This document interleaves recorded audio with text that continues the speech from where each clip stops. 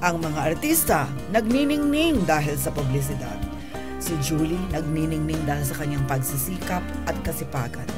Itinulot ng Diyos na magningning kanyang bituin at ito'y magliwanag upang magsilbing ilaw sa mga daraanang landas tungo sa anumang misyong nais niyang tuparin. Nag-attend po ako ng church namin. And it was a New Year celebration. So, magaganda yung messages. Yung po senior pastor namin, ang pinreach niya, it's about shining in this world, ganyan. You have to shine daw if you are really a Christian. Kasi si Christ, excellent siya. Right. So, dapat yung Christian, right. Excellent din, sabi niya. So, kung ano man yung papasukan mong field, dapat sikat ka. Kasi dala-dala mo yung pangalan niya, sabi po. So, na-inspire po ako dun sa sinabi niyang yun. Tapos, when I was reviewing, sinasabi ko sa sarili ko yun na hindi talaga ako dapat maging mediocre kasi Kristiyano ako, sabi ko ganyan. So, nag-aral po ako ng mabuti. And then, everyday po kasi, may exams at the end of the day, 5 o'clock. Tapos 7 o'clock, i-release nila yung results. Pag unang-una kang, yung nasa top ka ng grades, una kang lalabas. So, full day po yung namin kasi pag-aaral. We look forward to going out. Kaya, nag-i-aim po talaga ako na makukuha ng mataas para maaga akong makalabas. So, nung pong first few weeks, hindi ako nag-number 1. Pero nung narinig ko po yung message na yun, biglang na-inspire ako. Napansin ko, tumataas yung mga grades hanggang dun sa ako na unang lumalabas. Wagi ka talaga. Kaya po nung napansin ko, kaya ko naman palang makipagkompetensya dun sa mga full scholars namin. Actually po yung mga kaklase ko, very matatalino po sila. Mga po yan UP professors na tumigil tapos nag-aral ng med, mga summa cum laude sa mga schools nila. So nung nag-aaral po ko, hindi ko talaga kinompare yung sarili ko sa kanila. Sabi ko, gagaling yung mga yan kaysa sa akin. Pero nung review po, napansin ko, equal na. Kaya may chance na ako lumaban, sabi kong ganyan. So nag-aral po ako ng mas mabuti. And then, nag-bear fruit naman. Oo, di ba? Biro mo, number 4 ka sa medical board exam.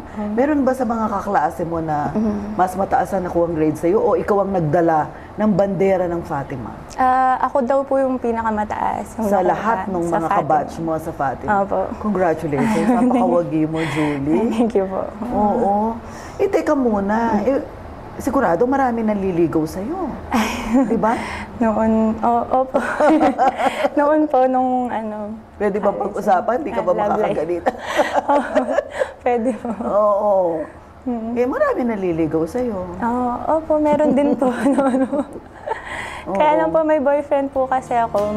Matagal na kami, 6 years na po. Bukod sa pamilya, ang kanyang kasintahan ay nagsilbing inspirasyon din para kay Julie. Isang kabanata sa kanyang buhay ang napakaganda at napakasayang kwentong pag-ibig.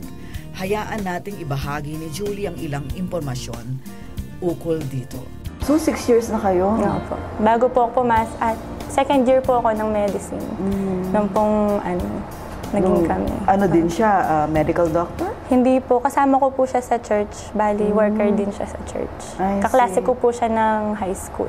Oh. Naku pala, high school sweetheart? Hindi naman po. Hindi naman po noon. Hindi pa noon. Pakakagalitan ka pa sa tatay mo.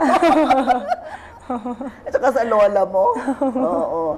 So, mga 6 years na kayo mag-boyfriend. Opo. Pero wala ka pang balak mag-asawa? Napag-uusapan po kasi sa ganyang tagal na po na relationship, napag-uusapan. Tsaka ka na, di ba? Doktora ka na. Ang balak po namin kung God willing po, mga next year siguro. Next year? Wow! Titignan muna po. Kailangan po kasi mag-training muna ako. Ako, madami kayong bisita niyan kasi pinag-usapan natin sa TV. Baka lahat na makakapanood magiging bisita ninyo. So, ano yung ginagawa mo ngayon? Nag-i-involve po ako ng sarili ko sa mga medical missions. Member po ako ng Mexico Hospice. Meron po kasi silang mga pinupuntahan na bayan sa Mexico per month. Bali, dudurutan din po. Pinupuntahan lahat. Then, sumasama po ako. Bali po ang nag-head niyan si Sir Oscar Nungko. Yun po. So, member po ako nun. Tapos, meron din po kaming medical team sa Christ in You. Nagte-test po kami ng blood, nag-free checkups, ganun po. So, meron po mga schedules yun. And then po, konting moonlighting pag may time. Ang biyayang talino at kagandahan, idagdag pang pagiging fourth placer sa medical board exam at ang titulong Brightest in the Bureaucracy na iginawad ng Civil Service Commission, ang mga di maikakailang contributor upang maging matagumpay siya sa hinaharap. Pero ika nga, if you fail to plan, you plan to fail. Kaya ang tanong, ano nga ba ang plano ni Julie Ray? Nagre-review po ako ngayon para sa nag-a-apply po kasi ako ng residency training program. Residency. So you have to go through a certain examination to be admitted. Saan mo balak? Balak ko po kasi sa Amerika. Nandun po kasi yung parents ko. Wala na yung parents mo dito? Opo. 2 years na po silang nandoon. Umuwi lang po sila nung pumasa ako ng boards. So are they working there? Opo, they're working po. Kasi po immigrants po yung pamilya ni Mama. So ganun po sila nakaalis. Doon ka lang magre-residency, pero pag doktor ka na yun talaga magpa-practice ka na dito naman. Opo, balak ko po talaga. Oo, dito ka, doon, di ba? Kailangan ka ng mga Pilipino. Opo, babalik po. Mahal ko po yung Pilipinas. Siyempre, di ba? Lalo na graduate ka ng UP. Opo. Sabi nila, scholar ng bayan, di ba? Maglingkod ka sa sarili mong bayan. But of course, there is nothing wrong with, practicing a profession elsewhere in the world, di ba? Lalo na if you're committed, you have the passion. But it's always important for young people like you to really serve their country, di ba? And I'm happy to hear na balak mo lang mag-residency doon, dito ka magpa-practice.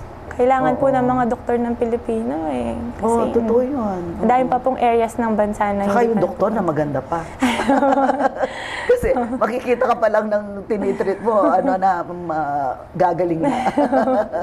You have a certain smile na nakakatuwa. Sabi po nila kamukha daw ng smile ng nanay ko. Ganyan. Pero alam mo, mula kanina iniisip ko, kahawig kang artista eh. Sino? Sino na nga? Babasa isang batang artista na medyo sikat. Jenny Lynn Mercado. Hindi, mas maganda siya sa kanya. Mas maganda ka kay Jenny. Because you exude, confidence and there's something about, you're so charming eh. Pero I'm so glad na natapos mo yung yung medisina mo at hindi ka, kasi di ba, dati sinusuyo ka na mag-compete sa mga beauty contest. So, itong residency mo, you plan to do it in the US mga ilang taon yun? Depende po kasi sa papasukan mong training. Kung internal medicine po yun, 3 years eh. And then kung magsa-subspecialize ka pa, another ilang years na naman matagal po. Pa yun, Yung OB po kasi nila 5 years. Pero it's the best training there is po kasi kung lalabas ka talaga ng bansa. Parang whole package po kasi makukuha niyo doon. Dito po kasi sa Philippines, nakita ko po kasi yung training natin. Sana po may magawa po yung mga kinauukulan doon. Underpaid po yung mga residents natin and overworked. That is true. Nakakaawa po talaga. And kung ganun po yung training, hindi ka talaga makakapagbasa kasi 36 hours ang duty mo. Pagod na pagod ka and then they expect you to excel also in the academics of it, hindi lang sa skills. Parang unfair po sa mga doktor dito yun. Kaya sana mabago po yung training. Oo nga, tama. At sa tingin ko, mag-excel ka kahit na sa residency mo, whether that is in the US or in the Philippines or elsewhere. So, hinihahanda mo na yung sarili mo. Technically, you're not yet working, right? Opo. Employed. You're not yet employed. Bali po, nagtayo kami ng business nung boyfriend ko tsaka nung kapatid ko ngayon. Meron po kaming maliit na printing business. T-shirt printings, mugs, ganyan po. So you're also into business? Entrepreneurs po. Nagtatry po kami ng ganun. Haba pong nagre-review ako and doing other things. And that's good. And your boyfriend is part of the business also? And he's also, is he a businessman? Part-time po, kasi po, ano po siya, full-time teacher po siya sa University of nagtuturo Assumption. siya. Opo. I see. Oh, so yung mother mo educator no? Opo. So did that influence you? Opo. Ako rin po sana, siguro pagdating ng araw, gusto ko rin maging teacher. Teacher of doctors. Oo, yeah, that's right. Maganda po kasi yung teaching pag nag-i-impart ka ng life, it's like you're leaving a legacy. That's right. Oo, nakakatuwa.